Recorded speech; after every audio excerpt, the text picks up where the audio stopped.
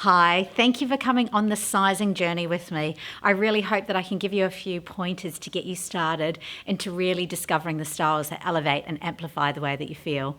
Now, of course, being us, we need to start with dresses because they really are what we call the heart of the home for us here at LB. So what we want you to get started with is, I'm hoping by now you've got that size guide which is downloaded, and the easiest way to do it is if you print it off. So if you haven't already done that, I really do suggest that you do that, or watch the video, go back and grab that size chart because that's really important for you understanding where you fit. Now, the size charts are split up into different categories because there's a few different measurements in there that are really specific to that category as well. So starting with dresses, there's 4 key measurements that you're going to need to get. Well, actually it's 5. So the first one being, we need to have your height. So with your height, it really is a big indicator in proportions. And I guess especially if you're more petite or you're taller, that's where your height's really going to play into the sizes as well. Now, on the actual body circumference measurements that you're going to need, the first one that you want to get is the bust.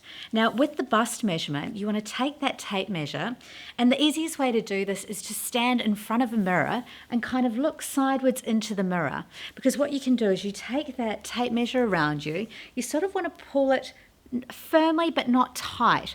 Obviously firm enough so that it doesn't fall down, but just soft enough so that you can get that measurement. Now, when you're looking in the mirror, you want to make sure that it's sitting at that fullest point of your bust. Now, take that measurement, write it down on your size guide that you've printed off. Now, the next measurement that you're going to need is your waist. Now, if you're not sure exactly where your waist is, oh, the joys of womanhood and things moving and changing. But the easiest way to do that is, if you do have one of our belts, obviously you can pop that around and it'll go to the smallest part of your waist. But also, if you don't have a belt, even a bit of string or a bit of something stretchy that you can actually tie around your waist, and it will naturally go to that smallest part. Now, if you wear shapewear all the time, it's absolutely fine to take your measurements with shapewear. But if you don't, it's really important that you don't take that measurement while you're wearing shapewear or while wearing a belt.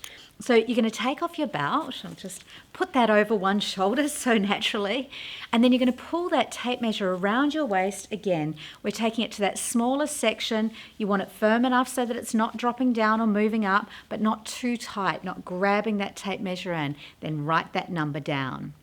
Now, the next measurement that you need is your hip measurement. So again, if you're standing sideways into the mirror, and I really encourage you to, if you're not used to looking at yourself in the mirror, this is a beautiful time to make that connection. And as you're doing it, say, hey, looking good. Start that journey into feeling great about yourself as well. Now, pull that tape measure around your hips. And again, you want to have that at that fullest part of your hip line. So again, look in the mirror. Where's that fullest part of your bottom? And that may be in a slightly different spot depending on your shape.